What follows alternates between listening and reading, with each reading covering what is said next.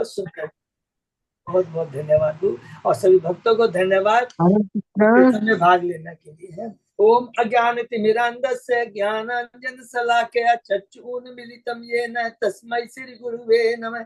श्री चैतन्य मनोभीष्टं स्थापितं येन भूतले स्वयं रूप कदा मह्यं ददाति स्वपदान्तिकं। वन्देऽहं श्री गुरु श्रीयुतपदकमलं श्री गुरु वैष्णवांश्च श्री रूपं साग्रजातं सहगण रघुनाथं वितं तं सजीवं स्वाधेतं सावधूतं परिजं सहितं कृष्ण चैतन्य देवं श्री राधा कृष्ण पादान सहगण ललिता श्री विशाखा वितांत च। नम ओम विष्णु पादाय कृष्ण प्रेष्ठाय भूतले श्रीमते भक्ति वेदांत स्वामी इति नामने। नमस्ते सारस्वती देवे गौरवाणी प्रचारिणे निर्विशेषा शून्यवादी पाश्चात्य देशधारिणे वांछा कल्पतरुभ्यश्च कृपा सिन्धुभ्येव च पतितानां पावनेभ्यो वैष्णवेभ्यो नमो नमः। नमो महावदान्याय कृष्ण प्रेम प्रदायते कृष्णाय कृष्ण चैतन्य नामने गौरत्विषे नमः। हे कृष्ण करुणा सिंधु दीन बंधु जगतपते गोपेश गोपिका कांत राधा कांत नमस्तुते। तप्त कांचन गौरांगी राधे वृंदावनेश्वरी विश्वानुसुते देवी प्रणमामि हरिप्रिये। नीलांचल निवासाय नित्याय परमात्मने बलभद्र सुभद्रायां जगन्नाथाय ते नमः। जय श्री कृष्ण चैतन्य प्रभु नित्यानंद श्री अद्वैत गदाधर श्रीवासादि गौर भक्तवृंद मुखम करोति वाचालम पंगु लंघयेत् यत्कृपातमहं वन्दे श्री गुरु मदीनतारिणं परमानंद माधवम श्री चैतन्य ईश्वरं। हरे कृष्ण कृष्ण कृष्ण हरे हरे हरे राम राम राम हरे हरे। श्री श्री मंगलाचरण की जय, श्रीला प्रभुपाद की जय। हरे कृष्णा। आज के इस भागवतम चर्चा में सभी भक्तों का स्वागत है। सभी भक्तों के चरणों में मेरा सादर दंडवत प्रणाम है। राधा माधव राधा गोविंद परम वैष्णव गुरु आचार्य की असीम कृपा से हम सब भक्त लोग मिलकर से भागवतम के ऊपर कई दिनों से चर्चा कर पा रहे हैं। कैंटो 9 के 18वें अध्याय में शीर्षक है राजा ययाति को यौवन की पुनर्प्राप्ति। इसके पहले जो हमने 17 अध्याय कंप्लीट किए हैं उससे हम दोहराते हैं। प्रथम अध्याय में है राजा सुदुम्न का स्त्री बनना। ये राजा जो सत्यवत राजा थे, कौन से काल में? छठवें मनु चाक्षुष मंत्र मनुकाल किसका है? छठा मनुकाल है, उसके जो मनु का नाम है चाक्षुष। और वो चाक्षुष काल में एक राजा थे सत्यव्रत। वही सत्यव्रत राजा इस 7वें मणिकाल जो अभी चल रहा है उसमें वो मनु बन के आए हैं और उनका नाम है वैवस्वत मुनि। इन्हीं के एक पुत्री थी जिसका नाम है ईला। वही ईला जो कि चंद्रमा के पुत्र बुद्ध से को पति के रूप में स्वीकार करती है और उनसे होते हैं पुरुरवा। क्योंकि ये पुरुरवा का बार बार वो जिससे रिपीट करते हैं कि इसी पुरुरवा से चंद्रवंश शुरू हुआ है। दूसरा अध्याय में फिर हमने वैवस्वत मुनि के 10 पुत्रों के से 3 का हमने बताया, चर्चा की हमने कि विशेष वर्णन भागवतम में हुआ है। वो है इक्ष्वाकु, सरियाति और नभग। तो इन तीनों में से तीसरे अध्याय में पहले सरियाति के बारे में हुआ है कि उसकी पुत्री रहती है सुकन्या जिसका ब्याह चयवन ऋषि से होता है। और इसी सरियाति के 3 पुत्रों में से एक आनर्त है जिसकी परंपरा में एक पुत्र आते हैं कुकुदमी जिसकी पुत्री होती है रेवती और जिसका ब्याह होता है बलराम जी से। चौथे अध्याय में फिर हम वैवस्वत मुनि के एक और पुत्र हैं जिनका नाम है नभग। नभग के पुत्र होते हैं नाभाग जिनके पुत्र होते हैं अम्बरीश महाराज, जिनकी हमने दिव्य भक्ति और उनका समर्पण, शीतलता, नम्रता, सहिष्णुता के बारे में हमने पढ़ा और किस प्रकार उनके चरणों में एक बड़ा योगी दुर्वासा जैसा योगी भी उसके सामने सरेंडर होता है। यह भक्ति की शक्ति। प्रहलाद की भक्ति के सामने हिरण्यकशिपु का सारा ऐश्वर्य शक्ति सब ध्वस्त हो जाता है। दुर्वासा का सारा योग विद्या सब खत्म हो जाती है। अम्बरीश महाराज के चरणों में अपराध करता है, भगवान भी नहीं माफ करते हैं, कहते हैं तुरंत जाओ अम्बरीश के पास जाओ, वो क्षमा याचना करो। 5वें अध्याय में पहुंचते हैं कि इतना सुंदर वर्णन है कि अम्बरीश महाराज के पास जब दुर्वासा चरणों में गिरते हैं तो वो बेचारे बड़े लज्जित हो जाते हैं, अरे पाप तो आपने नहीं, अपराध तो मैंने किया, आपने नहीं किया है। देखिए कितनी बड़ी नम्रता है, और दुर्वासा के भी चेतना में परिवर्तन आ जाता है भक्त के आचरण के माध्यम से, भक्ति के माध्यम से, क्योंकि उसने भगवान के भक्ति का चरणों का सहारा लिया है, शुद्ध भक्तों के चरणों का सहारा लिया। 6वें अध्याय में फिर और एक व्यवस्थ मुनि के पुत्र है इच्छवाकु, उसके बारे में आया। चित्त परंपरा में मनदाता है, और मनदाता की 50 पुत्रियां हैं और 3 पुत्र हैं। तो 50 पुत्रियों का ब्याह किससे होता है? शौभरी मुनि से। इतने बड़े योगी हैं, इधर दुर्वासा के बारे में पढ़ा क्लीन बोल्ड, इसके बाद में यहाँ शौभरी मुनि के बारे में पढ़ा, इतनी बड़ी तपस्या की है, लेकिन चूंकि भक्तों का संग नहीं था, एक मछली के जोड़े से तो संभोग करते थे, तो सारी भक्ति योग नॉट भक्ति, सारी योग विद्या योग शक्ति सब खत्म हो जाती है। तुरंत मंदाता के पास आते हैं, मुझे तो आपकी पुत्री से ब्याह करना है। एक नहीं 50 पुत्री से शासक करते ब्याह करते हैं, पछताते हैं और कहते पहले तो अकेला था, 50 पुत्रियां भाई, एक एक पत्नी से 100 पुत्र हुए, 5000 का एक मेरा साम्राज्य बन गया। ये बंधन का कारण है, सब कुछ छोड़ते हैं, भगवान की भक्ति में लगकर वैकुंठ लोक को चले जाते हैं। बहुत बड़ी शिक्षा है। 7वें अध्याय में राजा मंदाता के वंशज है, उन वंशजों में हमने पढ़ा सत्यवत, जिसको शंकु के कहते हैं, उन्हीं की परंपरा में एक राजा आते हैं रोहित, जिनका वर्णन 8वें अध्याय में। शीर्षक भगवान कपिल देव से सगर पुत्रों की भेंट। यही रोहित के वंश में आते महान राजा सगर। सगर के 2 पत्नियां सुमति और केसरी। सुमति से जो 100 पुत्र होते हैं, किस प्रकार भगवान कपिल के चरणों में अपराध करते हैं तो भस्म हो जाते हैं। उसके बाद में उनकी दूसरी पत्नी सगर की केसनी के वंश में आते हैं असमंजस और अंशुमन, पुनः जाते हैं भगवान कपिल के आश्रम में और उनकी स्तुति करते हैं, भगवान को प्रसन्न करते हैं। भगवान कहते हैं तुम्हारे पिता का जो घोड़ा इंद्र ने चुरा लिया, ये यहाँ रहा, तुम इसको देखे जाओ, और जहां तक तुम्हारे पूर्वजों की बात है जो भस्म रूप में पड़े हैं, माता गंगा का जल जब इनको स्पर्श करेगा तभी ये जीवित हो जाएंगे। अंशुमन ने बहुत प्रयत्न किया, सक्सेस नहीं होते। 9वें अध्याय में पहुंचते हैं, उसके बाद उनका पुत्र दिलीप आता है, वो भी सक्सेस नहीं होता, गंगा को धरा पर लाने। अंत में भागीरथ सक्सेस हो जाते हैं, हरि बोल। और उसके बाद और आगे पढ़ते हैं भागीरथ के बारे में। भागीरथ की परंपरा में आते हैं एक राजा सौदास, और सौदास की परंपरा में आगे आते हैं उनका एक पुत्र होता है अस्मक, और अस्मक की परंपरा में आते हैं खडवंग महाराज, हरि बोल। और खडवांग महाराज का बहुत सुंदर से डिटेल में वर्णन किया सुखदेव गोस्वामी से। परम भक्त थे, उन्होंने एक मुहूर्त में भगवान की सब कुछ त्याग दिया, भगवान की भक्ति की और भगवान के धाम चले गए। और देवताओं के बारे में सुंदर बात कहते हैं, अरे भाई उनको स्वर्गलोक जाने का सुअवसर मिल जाता है, लेकिन वहां पर भी वो लोग अपने मन और इंद्रिय तथा बुद्धि भौतिकता में ही रखते हैं, सदैव विच्छिन्न रहते हैं। 10वें अध्याय में हमने पढ़ा खडवांग महाराज की परंपरा में आते हैं रघु, अज, और अज के बाद दशरथ। दशरथ के 4 पुत्र होते हैं, भगवान श्री राम, लक्ष्मण, भरत और शत्रुघ्न। सारे के सारे विष्णु तत्व हैं, और बहुत सुंदर इनसे शिक्षा मिलती है।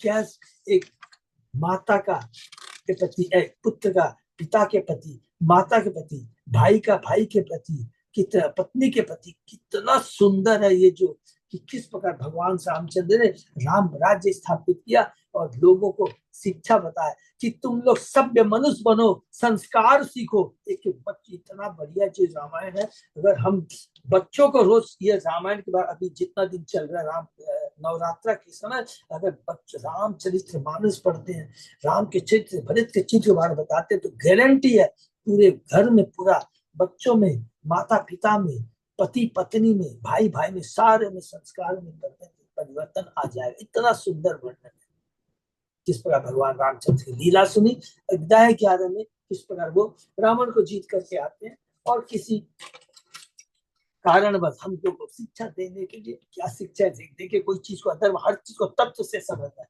कि पत्नी के प्रति आसक्ति नहीं होना, त्याग देते हैं।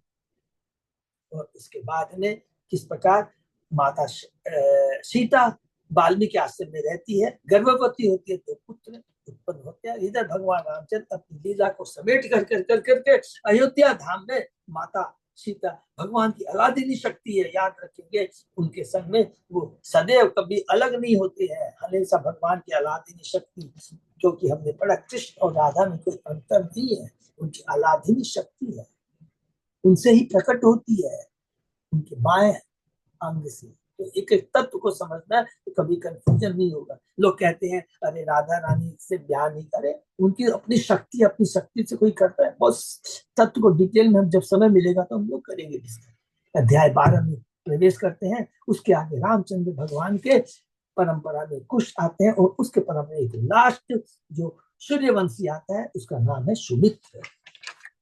13वें अध्याय में हम लोगों ने भगवान महाराज निम्न की वंशावली के बारे में पढ़ा कि किस प्रकार उनके वंशावली में आते हैं राजा जनक, किस प्रकार वशिष्ठ और निम्न में झगड़ा होता है, एक दूसरे का विषाद देते हैं, मृत्यु हो जाती है, वशिष्ठ का पुनर्जन्म होता है। लेकिन निम्न महाराज बोलते हैं भौतिक जगत में नहीं आना चाहता हूँ, तो उनके शरीर को मंथन किया जाता है और उस पर राजा मिथिल आते हैं। उसके बाद में उसी मिथिल राजा से सिर ध्वज आते हैं, सिर ध्वज से जनक आते हैं, और ये जो दूसरे जनक हैं इनकी एक पुत्री होती है माता सीता। हरि बोल। समाप्त होता है सूर्यवंश। उसके बाद चंद्रवंश में प्रवेश करते हैं। पहला अध्याय की तरफ याद करते हैं पुरुरवा के बारे में। पुरुरवा कौन है? हम लोगों ने पढ़ा, इला और चंद्रमा का पुत्र है बुद्ध। ठीक है, याद रखेंगे, इसको कभी भी भूलना नहीं है। तो बुद्ध और इला दोनों से उत्पन्न होते हैं पुरुरवा। वही पुरुरवा का वर्णन अब अध्याय 14 से शुरू होता है। पुरुरवा ब्रह्मा जी के 3 पुत्र हैं। सॉरी, जो ब्रह्मा जी के जो पुत्र है अत्रि, अत्रि के बारे में यहाँ 3 पुत्र के बारे में नहीं लिखा। अत्रि है, अत्रि के और अत्रि की पत्नी होती अनसुईया, और अनसुईया से 3 पुत्र होते हैं सोम, दुर्वासा और भगवान दत्तात्रेय। बहुत बड़ी शिक्षा है। सोम देखिए, गुरु बृहस्पति की पत्नी के प्रति उसकी आसक्ति है। आसक्ति, ये एक एक चीज को नोट करते जाएंगे। सबसे पहले दुर्वासा मुनि के बारे में पढ़ा, फिर सौगरी मुनि के बारे में पढ़ा। उसके बाद में यहाँ पर हम देख रहे हैं शम, सोम, सोम किस प्रकार बृहस्पति की पत्नी तारा को अपहरण करता है, उनके गर्भ से ये बुद्ध उत्पन्न होता है। ये आसक्ति देखिए कितनी है। और किस प्रकार हमने पढ़ा उर्वशी और पुरुरवा के बारे में, किस प्रकार पुरुरवा उर्वशी के प्रति आसक्त होता है और वो किस प्रकार वो इतना तीव्र ज्ञान देती है। हे पुरुरवा, धीर हो, गंभीर बनो, लोमड़ियों की भांति अपनी इंद्रियों को बस में मत हो, लोमड़े का भोजन मत बनो। दूसरे शब्द में तुम्हें अपनी इंद्रियों में वशीभूत नहीं होना चाहिए। बहुत सुंदर शिक्षा है, इसके बाद याद करना है। और अंत में हमने पढ़ा किस प्रकार उर्वशी पुरुरवा से 6 पुत्र उत्पन्न हुए और उसके बाद में पुरुरवा कहाँ चला जाता है? गंधर्व यज्ञ करता है और गंधर्व लोक में चला जाता है। 15वें अध्याय में प्रवेश करते हैं। शीर्षक भगवान का योद्धा होता है परशुराम। तो पुरुरवा उर्वशी से जो 6 पुत्र उत्पन्न होते हैं उस परंपरा में एक राजा आते हैं कुशाम्बु। कुशाम्बु के पुत्र थे गाधी। ये बहुत इंपोर्टेंट, तो गादी को बहुत इंपोर्टेंट याद रखना है, क्योंकि गादी की पुत्री होती है सत्यवती और सत्यवती के पुत्र होते हैं कौन? जमदग्नि, और जमदग्नि के पुत्र होते हैं परशुराम। और उधर में हमने देखा गाधी सत्यवती के पिता है, उनकी पत्नी के गर्भ से या सत्यवती माता की माता के गर्भ से कौन होते हैं? विश्वामित्र। लीला हमने डिटेल में पढ़ा है कि कैसे एक क्षत्रिय के यहाँ ब्राह्मण का पुत्र हुआ और ब्राह्मण के यहाँ क्षत्रिय पुत्र उत्पन्न हुआ। ये हमने डिटेल में पढ़ा कि वो गलती जो की थी सत्यवती और सत्यवती की माता ने एक दूसरे का चुरू एक्सचेंज कर लिया था। और फिर परशुराम के बारे में हमने पढ़ा, भगवान है, भगवान के अवतार स्वयं भगवान है। किस प्रकार परशुराम ने 21 बार ब्राह्मणों का इस धरा से पूरा खतात्मा के मार पूरा खत्म किया। कारण है कि सारे राजा अधर्मी हो चुके थे। और उसके अंदर बहुत डिटेल में हमने सुना कि किस प्रकार एक राजा कृष्ण अर्जुन था, उसने इतना धन ऐश्वर्य था। देखिए दोनों को तुलना करते, याद करते, धन ऐश्वर्य, लेकिन उसके बाद भी जब व्यक्ति की कामधेनु गांव के प्रति आसक्ति आ जाती है, और इसके भीतर कामधेनु को देखे हैं हम कि कामधेनु होने के बाद वो कृत्या अर्जुन से ज्यादा ऐश्वर्य प्राप्त करता था, लेकिन मनुष्य को जितनी आवश्यकता होती है उतना ही चाहना चाहिए। ये बहुत बड़ी शिक्षा है। किस प्रकार उस कामधेनु को कृत्या अर्जुन अपहरण करता है, परशुराम उसे मार देते हैं, और उसके बाद में हमने देखा कि किस प्रकार कृतवर्जुन के पुत्र आकर करके जन्मदग्नि को मार देते हैं। तब परशुराम क्रोधित हो जाता है और उसके सारे पुत्रों को मारकर पहाड़ बना देता है, 9 झीलें बन जाती है उनके रक्त से। इतना बड़ा दंड देता है। ये बहुत बड़ी शिक्षा है कि अगर कोई राजा जिसके ऊपर इतना बड़ा भार दायित्व दिया जाता है, अगर वो अधर्मी हो जाता है तो उसको बड़ा दंड भोगना पड़ता है। जितना ऊंचा पोस्ट होता है उतना ही हमें संभल के रहना पड़ता है, और जोड़ी गलती करते हैं तो उतने ऊंचे से गिरेंगे, ऊंचा दंड मिलेगा। ये बहुत इंपॉर्टेंट यहाँ पर शिक्षा हमें मिलती है। उसके बाद में हमने पढ़ा कि किस प्रकार उन्होंने अपने पिता को जन्मदिन को पुनः यज्ञ करता, जीवित हो जाते हैं, और उनके पिता सप्तर्षियों में एक सप्तर्षि बन जाते हैं। फिर विश्वामित्र के बारे में हम लोगों ने संक्षेप में या संबंधी डिटेल में पढ़ा कि 101 पुत्र होते हैं। एक पुत्र सुने से को वो गोद लेते हैं, और बड़े जो बड़े 50 पुत्र रहते हैं, विश्वामित्र की बात नहीं मानते हैं तो वो मलक्ष बन जाते हैं। ये इसमें बना है। 17वें अध्याय में हम प्रवेश करते हैं।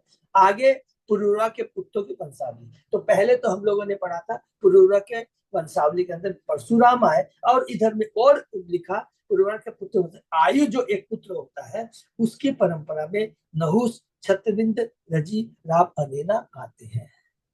और नहुस के ही पुत्र हैं कौन? ययाति। तो 18वें अध्याय में प्रवेश करते हैं। तो ये पुरुरुआ के जो 6 पुत्र होते हैं उसमें से एक आयु होता है। आयु के 5 पुत्र होते हैं, और उसमें सबसे बड़ा पुत्र जो है उसका नाम है नहुष। नहुष के फिर 6 पुत्र होते हैं, जिसमें उनका दूसरा, पहला तो यति है जो कि सब कुछ त्याग देता, बोला मुझे कुछ नहीं चाहिए। तो ययाति फिर क्या है? राजा। तो यहाँ पर आज जी कहते हैं, बहुत सुंदर बात कहते हैं, चाहे कोई सतोगुणी हो या रजोगुणी या तमोगुणी, यदि वह नियम पर किसी स्वरूप सिद्ध व्यक्ति से श्रीमद् भागवत सुनता है तो वह भव बंधन से छूट जाता है। यदि कहीं कहे कि मैं तो सतोगुणी हूँ, चलेगा नहीं। ठीक है, सतोगुणी होना अच्छा है, लेकिन सतोगुणी का लाभ उठाना है। सतोगुणी बनकर जीवन का लक्ष्य समझता है। क्या है? कि भगवान की भक्ति करना। नहुस ने फिर देखिए कितना, फिर एक और अपराध। अब नहुस जो राजा है ने इंद्र की पत्नी सची को छेड़ा था, एवं अगस्त तथा अन्य ब्राह्मणों ने उसको साप दे करके अजगर बना दिए। एक दूसरा देखिए आसक्ति का है। इस पूरा अध्याय एक कैंटो 9 में ही है, बहुत सुंदर है। ईशानु कथा, भक्त है, देखिए सब भगवान के भक्त है, लेकिन फिर भी योगी है, भक्त कुछ भी है, लेकिन वो भी चरणों में अपराध करते हैं। नहुस ने इंद्र की पत्नी सची को छेड़ा था, अतः अगस्त तथा अन्य ब्राह्मणों ने के साप से नहुस अजगर बन गया। तब इसके बाद में परीक्षित महाराज प्रश्न करते हैं कि ययाति तो क्षत्रिय था और देवयानी तो शुक्राचार्य की बेटी ब्राह्मण की थी, तो फिर ऐसा प्रतिलोम विवाह कैसे हुआ? जो कि कल श्री संगीता माता जी पूछ रही थी। ये स्टार्टिंग का था, ये प्रश्न करते, तब उसके उत्तर में सारी डिटेल में सुखदेव गोस्वामी जी ये पूरी लीला कथा सुनाते हैं। सुखदेव गोस्वामी कहते हैं कि किस प्रकार पुत्र, वो शर्मिष्ठा कौन थी? एक राजा की पुत्री थी जिसका नाम है वृषपर्वा, और देयंती किसकी पुत्री थी? एक ब्राह्मण शुक्राचार्य की पत्नी थी। ये दोनों सहेलियां थी। हाँ, तो एक दिन क्या होता है, वो नहर में, तालाब में स्नान कर रही थी, और उस समय गलती से शर्मिष्ठा देवयानी के कपड़े पहन लेती है। देवयानी बोलती मैं तो ब्राह्मण की पुत्री, क्रोधित हो जाती है, अरे तू तो क्षत्रिय की पुत्री है, मेरा पद तुमसे ज्यादा ऊंचा है, क्रोधित हो जाती है। ये बात सुनकर के शर्मिष्ठा आपस में तर्क वितर्क होता है, क्रोधित हो जाती है, अरे हमारे अनपरित तो तेरे बाबा शुक्राचार्य जीते हैं। इससे झगड़ा होता है। अंत में शर्मिष्ठा देवयानी को उठाकर कुएं में डाल देती है। उसके बाद में वहां पर राजा ययाति आते हैं पानी पीने के लिए, देवयानी को उद्धार करते हैं। तब देवयानी कहती है आपने मेरे हाथ पकड़े हैं, अतः आप ही मेरे पति बनने के योग्य है। ये मैं नहीं करे, ये भाग्य द्वारा संभव हो सका, ये विधि का ही विधान है। फिर वो कहती है देखो मैंने पहले मैं तो ब्राह्मण हूँ और ब्राह्मण का पुत्र अर्थात बृहस्पति के पुत्र कच्छ को मैंने ऑफर किया था कि तुम मुझसे ब्याह कर लो, लेकिन उसने मना कर दिया। बहुत सुंदर उसके भी विचार थे कच्छ के, क्यों मना कर दिया? क्योंकि तुम तो मेरे गुरु बृहस्पति की पुत्री हो, मेरा तुमसे ब्याह उचित नहीं है। इससे देवयानी बहुत क्रोधित हो जाती है और कहती है कि तुमने मेरे पिता से जो संजीवनी मृत संजीवनी की कला सीखी है, तुम्हारी खत्म हो जाए। और गुस्से में आकर कच्छ ने भी कहा कि तेरा भी ब्याह कभी भी ब्राह्मण पुत्र से नहीं होगा। ये खुद ही भी देवयानी बात बताती है ययाति को।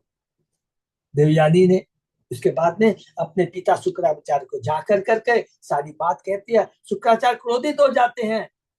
शर्मिष्ठा के पिता समझ जाते हैं कि मेरी बेटी ने गलती की है, और अभी शुक्राचार्य क्योंकि वो तुरंत क्रोध में आ जाते हैं और वो श्राप देते हैं। उसके डर के मारे से पहले ही जाकर करके बोल देते हैं कि मुझे क्षमा कीजिए, मेरी गलती किया है, तो क्या कर सकता हूँ। तब देवयानी बीच में आके बोल बैठती है कि ठीक है, मेरा जब ब्याह होगा तो आपकी पुत्री मेरी दासी बनकर मेरे साथ में चलेगी। और राजा तुरंत राजी हो जाता है। बहुत संक्षेप में सुंदर है, राजी हो जाता है। एक उस पर दासी बन के चली जाती है। और एक बार शर्मिष्ठा राजा ययाति के पास पुत्र प्राप्ति की इच्छा से याचना करती है, जो कि धर्म के अनुसार है। ये बहुत सुंदर बात प्रभुपाद जी ने कहा है, जो कि आज के युग में ये चीज एप्लीकेबल नहीं है। राजा उसकी इच्छा पूर्ति करने के लिए राजी हो गया। और उसके बाद में हमने देखा कि किस प्रकार ययाति के जो पुत्र हुए 5, देवयानी से पुत्र यदु, याद रखेंगे यदु, हाँ यदु, तुर्वसु और शर्मिष्ठा के 2-3 पुत्र हुए, दद्रुहु, अनु और पुरु। तो यहाँ यदु और पुरु की बहुत डिटेल में वर्णन किया, जिसका वर्णन आज हम सुनेंगे। जब देवयानी को पता चल जाता है कि शर्मिष्ठा मेरे पति ययाति के घर से 3 पुत्र हुए, तो क्रोधित हो जाती है। उसके आगे क्या होता है आप लोग बात सुनते हैं। ओम नमो भगवते वासुदेवाय, ओम नमो भगवते वासुदेवाय, ओम नमो भगवते वासुदेवाय। नारायण नमस्कृत्य नरं चैव नरोत्तमं देवी सरस्वती व्यासं ततो जयं उदीरये। नष्प्रायेषु अभद्रेषु नित्यं भागवत सेवया भगवती उत्तम श्लोके भक्ति भवति नैष्ठिकी। कृष्णाय वासुदेवाय देवकी नंदनाय च नंद गोप कुमाराय गोविंदाय नमो नमः। आराधयो भगवान भजेश तनय ततदाम वृंदावनम रमया काचित उपासना व्रजवधु हरिया कल्पिता। श्रीमद्भागवतम प्रमाणम अम्लम प्रेमापुमर्तो महान। श्री चैतन्य महाप्रभो मतमिदं तत् आदरो न पर। हरे कृष्ण कृष्ण कृष्ण हरे हरे, हरे राम राम राम हरे हरे। कैंटो 9 अध्याय 18 श्लोक नंबर 35। बहुत बहुत धन्यवाद। तो श्लोक नंबर 35 को शुरू करते हैं। प्रियाम अनुगत कामी बच्चों भी उपमंत्र न प्रसाद ये तुम सेके पाद संवाहन आदि भी। चूंकि राजा ययाति अत्यंत विषयी था, अतः वह अपनी पत्नी के पीछे पीछे हो लिया। उसने उसे पकड़ कर मीठे शब्द कहे तथा उसके पांव दबाकर उसे प्रसन्न करने का प्रयास किया, जैसा कि पुरुरवा करता था। वही चीज देखिए ययाति के बारे में यहाँ पर श्लोक में कहा, किंतु वह उसे किसी भी तरह मना न पाया। शुक्रतमा कुपित स्त्री काम अनृत पुरुष त्वाम जरा विषंताम मंद निरूपकरणी नृणाम। शुक्राचार्य अत्यंत क्रुद्ध हो गए थे। उन्होंने कहा, अरे झूठ, मूर्ख, स्त्री कामी, तुमने बहुत बड़ी गलती की है और तो मैं साथ देता हूं कि तुम पर बुढ़ापा तथा अशक्तता का आक्रमण हो, जिससे तुम कुरूप बन जाओ, माने तुम्हारी जो पुरुषत्व है वो खत्म हो जाए।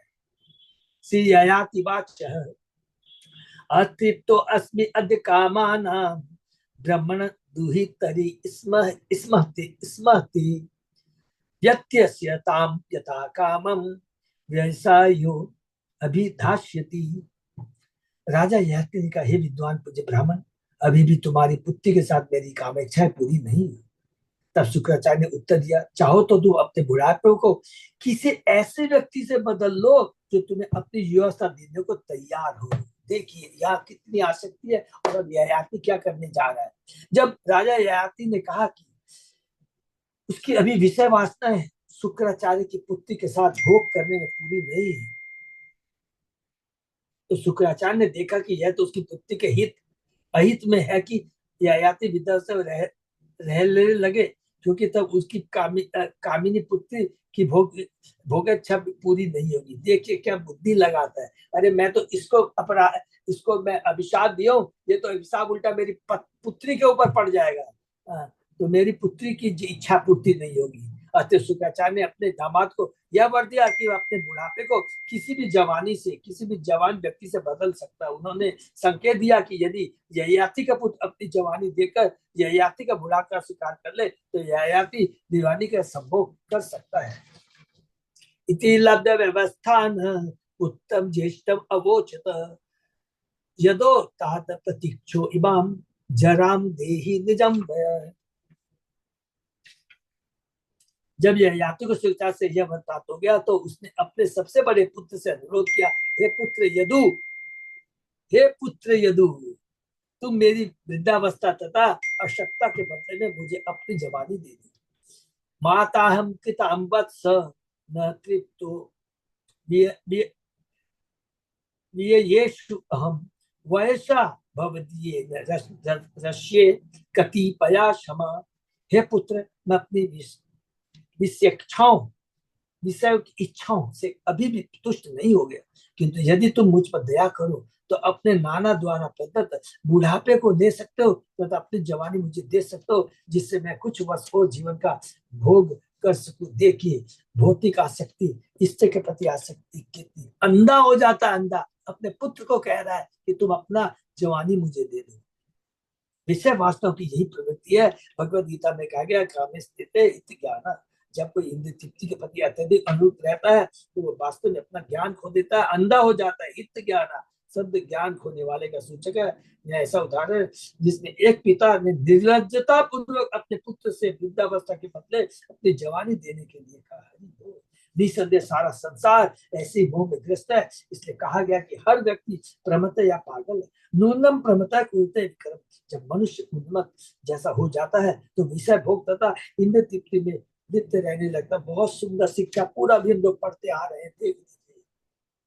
हम लोगों ने शुभरी के बारे में पढ़ा, पुरुरुआ के बारे में पढ़ा, सोम के बारे में पढ़ा, चंद्रमा की किस पर अपनी गुरु बृहस्पति की पत्नी तारा के प्रति आसक्त हो जाता है। पूरा ये भागवत में ये शिक्षा देने के लिए, ये हमेशा याद रखना, इसको बाहरी दृष्टि से नहीं सोचना। ये सब भगवान के भक्त है, योगी है, लेकिन हमको शिक्षा देने के लिए एक ये लीला हो रही है। किंतु विषय भोग तथा इंद्रिय तृप्ति को वश में किया जा सकता है, और जब विषय भोग की इच्छा नहीं रह जाती तो मनुष्य को सिद्धि प्राप्त होती है। ऐसा तभी संभव है जब कोई पूरी तरह कृष्ण भावना भावित हो। यदवदीमं चेत कृष्ण पादारविंदे नव नव सदा सदाम अन्युयतम रंतुमाशित तदवदीवत नारी संगमे स्मर्यमाने भवति मुख विकार सुष्ठु निष्ठिवनम च। जब से मैं कृष्ण की दिव्य प्रेमा भक्ति में लगाऊं और नित्य आनंद का अनुभव करने लगा हूं, बहुत इंपॉर्टेंट है। तब से जब भी मैं सुख विषय के बारे में सोचता हूँ तो इस विचार पर थूकता हूँ, मेरे होठ घृणा से टेढ़े हो जाते। विलंबन ठाकुर है, ये याद रखे, हो जाते हैं।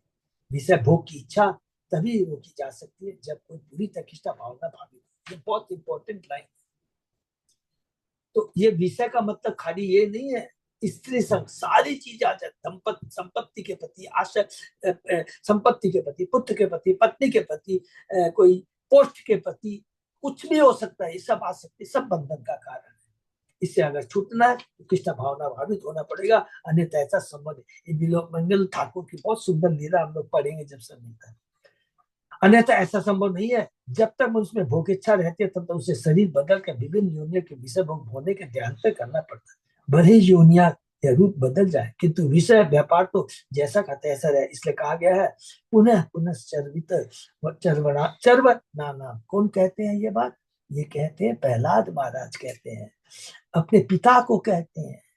जो लोग विषय भोग में अत्यधिक लिप्त रहते हैं, वे देहांतर करते रहते हैं, उनका एक ही व्यापार रहता है, चर्वित चर्वण का, अर्थात सुकड़े कुकड़े देवताओं की तरह विषय सुख का स्वाद लेना है। बहुत इंपॉर्टेंट यहाँ पर शिक्षा है, किस प्रकार ये जो भौतिक आसक्ति है कितना बड़ा बंधन का कारण है। हमें कुत्ते की तरह कभी एक द्वार से दूसरे द्वार जाना पड़ता है, अर्थात कभी पाताल लोक, कभी स्वर्ग लोक, कभी पृथ्वी लोक। ये है, ये अलग अलग द्वार हैं और हम जीव को इस तरह भोग एक माने शरीर देहांतर होता रहता है बात, और इस तरह हमें आना जाना लगा रहता है। श्री यदुवाच नोत्सहे जरसा स्थान अंतरा प्राप्तया तव अविदित्वा सुखम ग्राम्यम वैतृष्ण्यम नैति पुरुष। आपने वृद्धावस्था प्राप्त कर ली है। कौन कह रहा है? यदु कह रहा है कि तो मुझे आपका बुढ़ापा तथा जर्जरता तनिक भी मान्य नहीं, क्योंकि भौतिक सुख का भोग किए बिना कोई विरक्ति प्राप्त नहीं कर सकता। भौतिक भोग से विरक्ति ही मानव जीवन का परम है। इसलिए वर्णाश्रम व्यवस्था अत्यंत वैज्ञानिक है। इसका लक्ष्य मनुष्य को भगवत धाम वापस जाने की सुविधा प्रदान करता है। ये मनुष्य योनि और कोई योनि में संभव नहीं है, जिसे समस्त सांसारिक संबंधों का परित्याग किए बिना प्राप्त कर सकना असंभव है। श्री चैतन्य महाप्रभु ने कहा है, निष्किंचन्य भगवत भजन मुखस्य। जो भगवधाम वापस जाना चाहता है उसे निष्किंचन होना चाहिए। भगवत भजनो मुखस्य, अर्थात भौतिक भोग के सारे आकर्षणों से मुक्त होना चाहिए।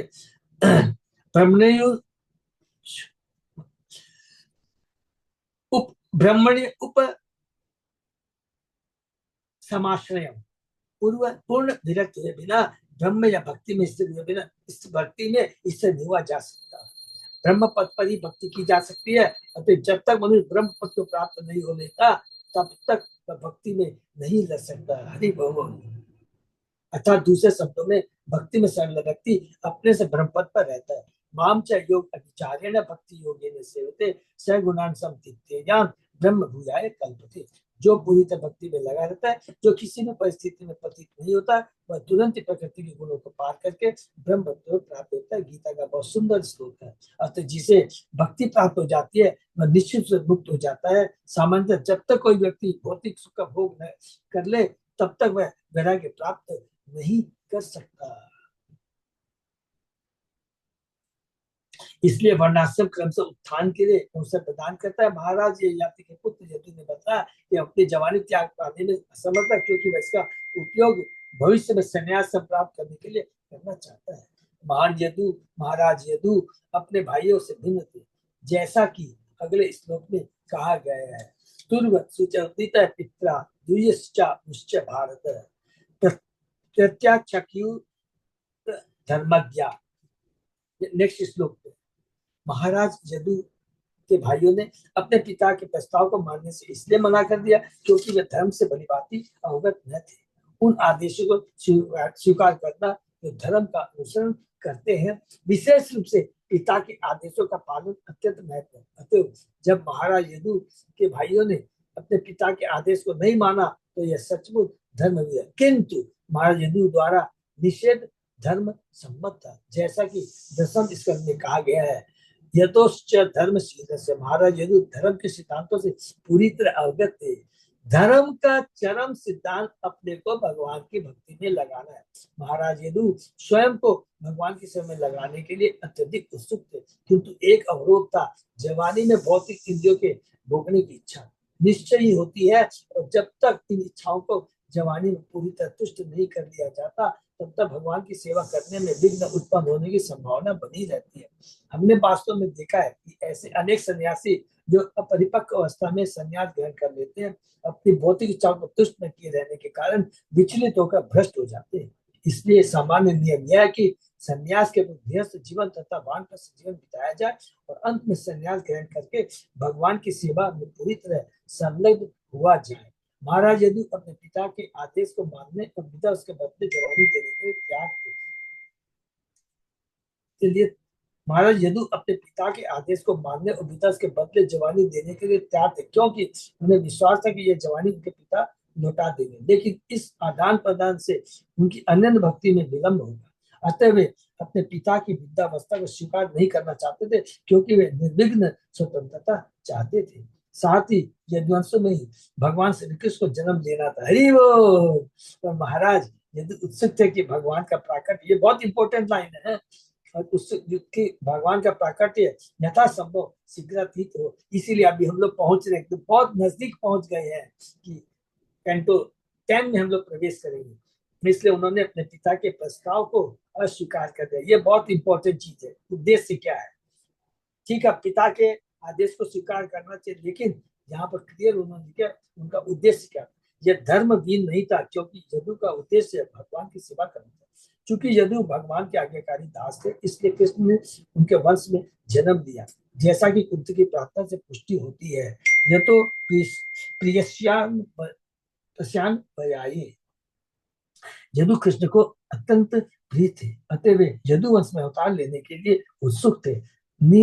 निष्कर्षतः महाराज यदु को अधर्मज्ञ नहीं मानना चाहिए, जैसा कि अगले श्लोक में उनके भाइयों के लिए कहा गया है। वे 4 सनत कुमारों चतुष्न की भांति थे, जिन्होंने उत्तम कार्य के लिए अपने पिता ब्रह्मा के आदेशों को ठुकरा दिया। ये बहुत इंपॉर्टेंट चीज है, प्लीज इसको नोट करके रखिए। धर्म सम्मत कौन सा चीज होता है? ब्रह्मा जी ने भी चतुष्क कुमारों को, सबसे पहले पुत्र थे ना ब्रह्मा जी के 4, ब्रह्मा जी ने कहा तुम लोग शादी करो, संतान उत्पन्न करो, लेकिन हायर पर्पज के लिए, ये इंपॉर्टेंट चीज है, हायर पर्पज के लिए आप जो नियम है उसको आप रिजेक्ट कर सकते हैं।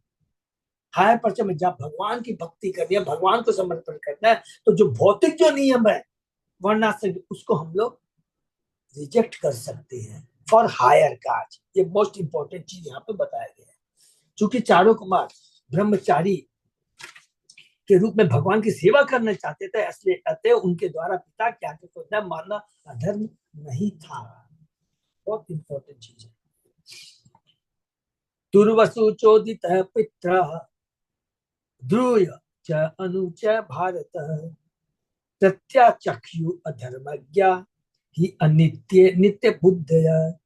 ये महाराज परीक्षित ययाति ने इसी तरह अन्य पुत्रों से, दुर्वसु किसका पुत्र है? ये देवयानी का। उसके बाद में ध्रुव तथा अनु से वृद्धावस्था के बदले अपनी जवानी के लिए निवेदन किया, लेकिन वे सभी अधर्मज्ञ थे, इसलिए उन्होंने सोचा कि उनकी नाशवान जवानी शाश्वत है, अतः उन्होंने अपने पिता के आदेश को मानने से मना कर दिया।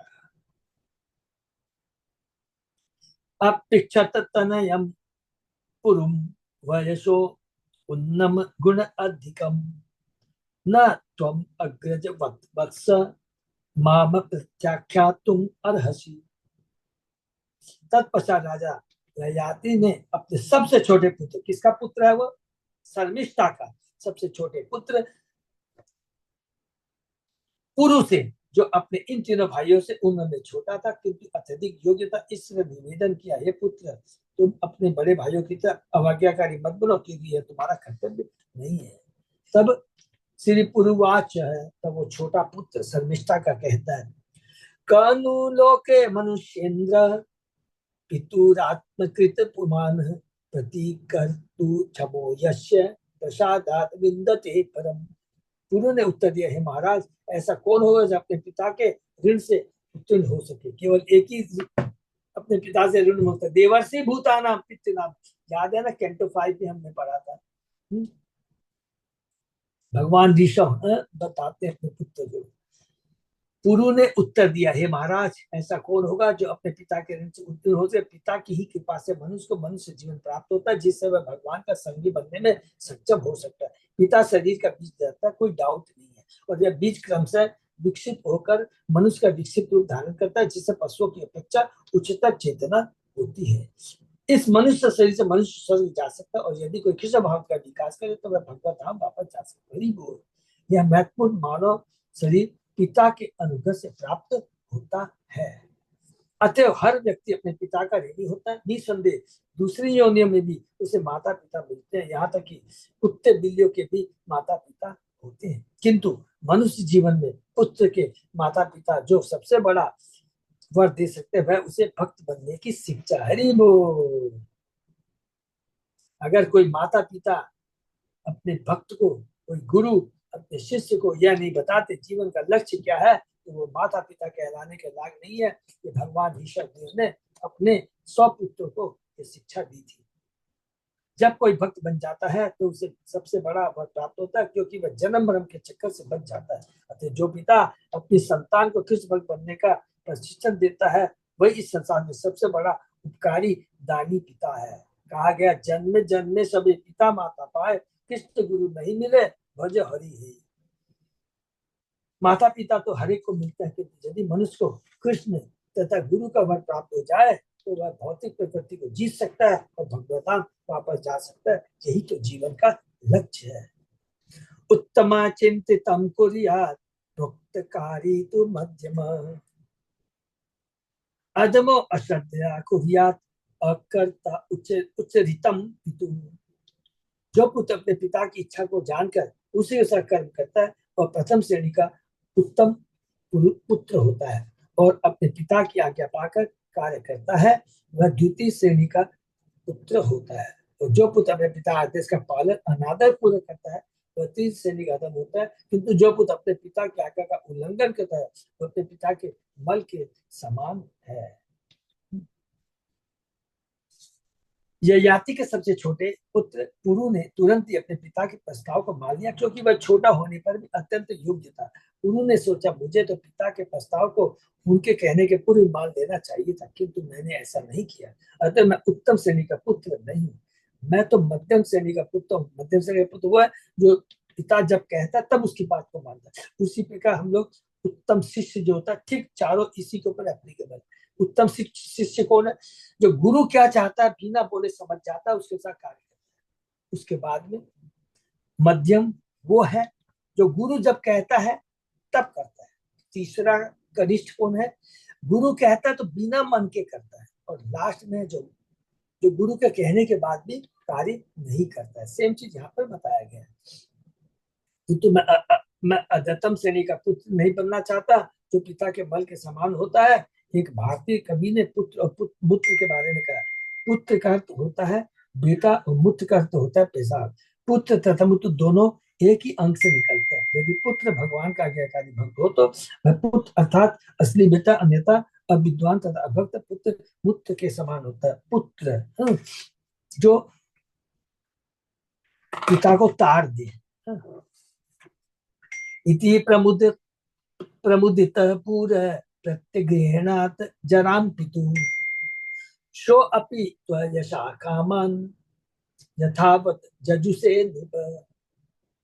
सुखदेव गोस्वामी ने कहा, हे महाराज परीक्षित, इस पुरु अपने पिता ययाति विद्यास्त्र को ग्रहण करके अत्यंत हर्षित था। पिता ने अपने पुत्र की जवानी ग्रहण कर ली और फिर इच्छा अनुसार इस भौतिक जगत का भोग किया। सप्तदीपपति सम्यक पितृवत पालयन् प्रजा यतोपजोषम विश्याम जुजुसे अव्याहत इंद्रिय तत्पश्चात राजा ययाति 7 द्वीपों वाले विश्व का शासक बन गया और प्रजा पर पिता के समान शासक करने लगा। क्योंकि उसने अपने पुत्र की जवानी ले ली थी, अतः उसकी इंद्रियां अक्षत थी और उसने जी भरकर भौतिक सुख का भोग किया। देवयानी अपि अनुदिनम मनो वाक देह वस्तु प्रेयस परमां प्रीतिम उहा प्रेयसी प्रेयसी रह। महाराज ययाति की प्रेयसी देवयानी अपने मन वचन शरीर तथा विविध सामग्री से सदैव एकांत में अपने पति को यथासंभव दिव्य परमानंद प्रदान करती रही। अयजत यज्ञ पुरुषम क्रतुभि भूरि दक्षिणी सर्वदेवमयम देवम सर्ववेदमयम हरि। राजा ययाति ने विभिन्न यज्ञ संपन्न किए और उन्होंने समस्त देवताओं की आगाह एवं समस्त वैदिक ज्ञान के लग भगवान हरि को तुष्ट करने के लिए ब्राह्मणों को प्रचुर दक्षिणाएं दी। यस्मिन् इदं विरचितम् व्योमनि इव जलदावली नानेव भाति ना भाति स्वप्न माया मनोरथ। भगवान वासुदेव जिन्होंने विराट जगत की सृष्टि की है, अपने मन को सर्वव्यापक रूप में प्रकट करते हैं। जिस तरह आकाश बादलों को धारण करता है, वो जब इस सृष्टि का संहार हो जाता है तब सारी वस्तुएं भगवान विष्णु में प्रवेश करती है और सारे भेद प्रभेद समाप्त हो जाते हैं। जैसा कि स्वयं भगवान ने भगवद गीता में कहा है, बहुनानाम जन्मनामन्ते ज्ञानमानमा प्रबध्यते वासुदेव श्रीमती महात्मा शुद्ध। अनेकानेक जन्म मरण के बाद जो वास्तव में ज्ञानी है, वह मुझी को समस्त कारणों का कारण मानते मेरी शरण में आता है। ऐसा महापुरुष अत्यंत विरला होता है। भगवान वासुदेव परब्रह्म प्रारंभ में सारी वस्तुएं उन्हीं में रहती है और अंत में सब कुछ उन्हीं में प्रवेश कर जाता है। वे हर एक के हृदय में स्थित है। सर्वस्व चाह विधि सन्निष्ठ, उन्हीं से सारी वस्तुएं जन्मादश्य होता है। किंतु सारी वैदिक भौतिक वस्तुएं क्षणिक या नाशवान। स्वप्न माया तथा मनोरथ, स्वप्न माया तथा मनोरथ क्षणिक है। सारी भौतिक जगत की शक्तियां, संपत्ति, धन, संबंध सब क्षणिक। इसी प्रकार सारी भौतिक सृष्टि भी क्षणिक है। लेकिन भगवान वासुदेव जो परम ब्रह्म शाश्वत है, आत्मा शाश्वत है, उसका पिता, आत्मा का पिता परमात्मा शाश्वत है, भगवान का धाम शाश्वत है। और इसके विपरीत इस भौतिक जगत में जो कुछ भी है वो क्या क्षणिक का टेम्परेरी है।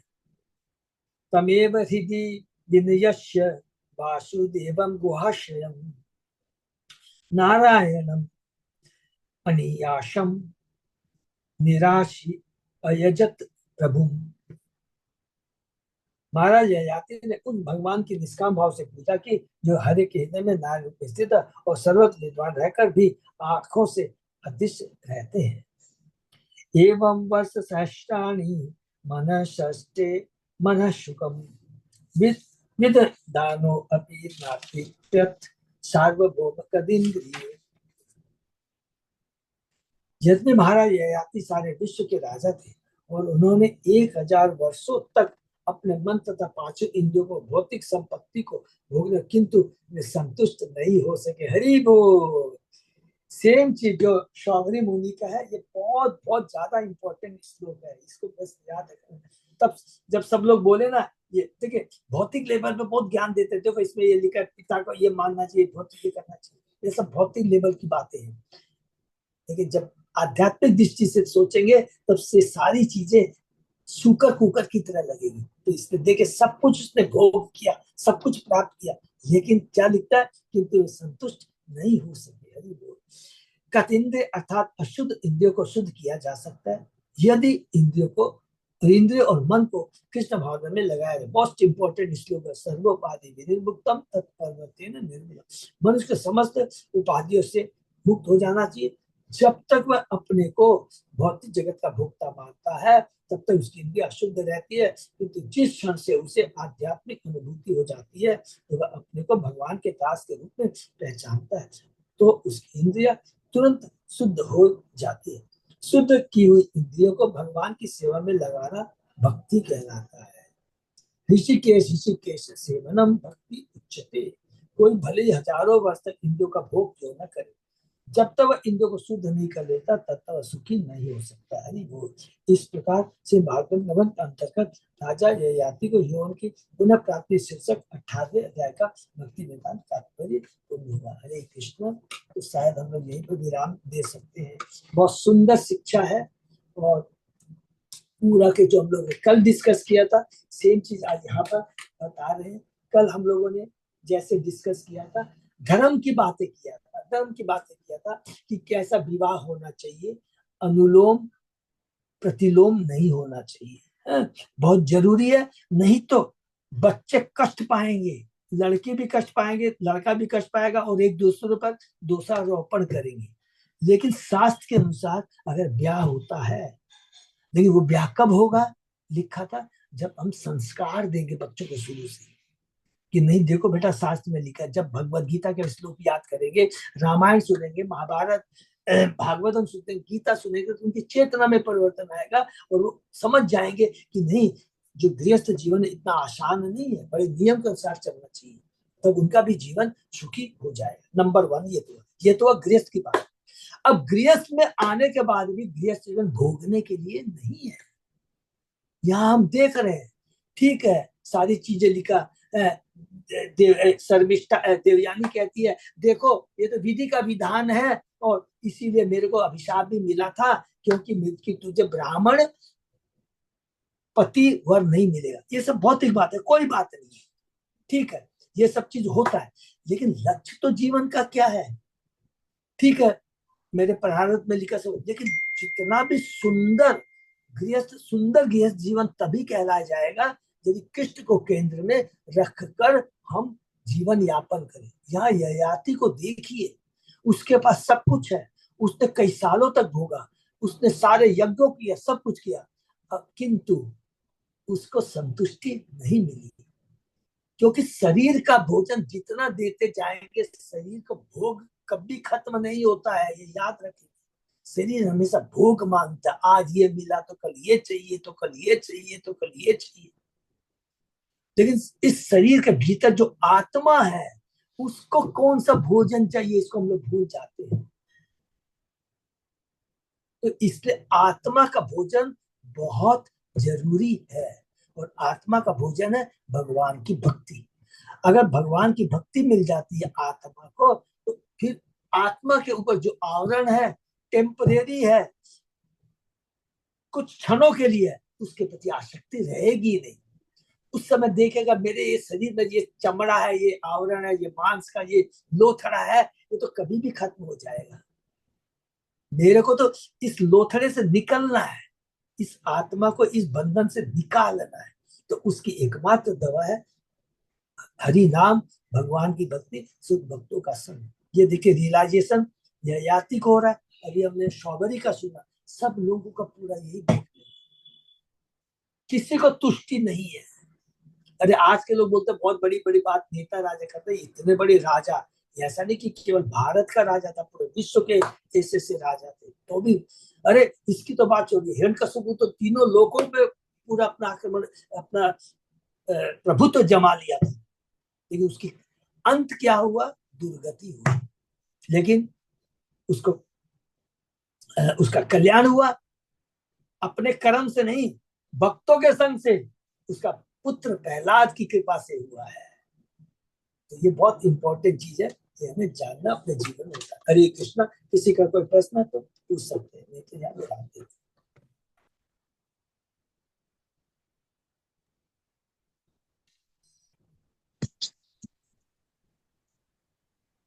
हरि बोल। अच्युत दास प्रभु, कोई अनाउंसमेंट कुछ है प्रभु? नहीं प्रभु जी, कुछ ऐसे कुछ नहीं है। तो यही पर विराम देते हैं। ठीक है, रविवार को हमारा रामनवमी है तो सब लोगों को अटेंड करना है, ठीक है ना। कल हम लोगों की फेस्टिवल और बीपी बोर्ड सब सेशन मीटिंग थी, हमारे अच्युत अजय दास बाबू भी हमारे फेस्टिवल कमेटी में है, वो भी आए थे, तो बहुत अच्छा डिस्कशन हुआ सब। ये रामनवमी भी बहुत अच्छे से मनाई जाएगी, रविवार है तो सब लोगों को आना है। हरे कृष्ण। हरे कृष्णा।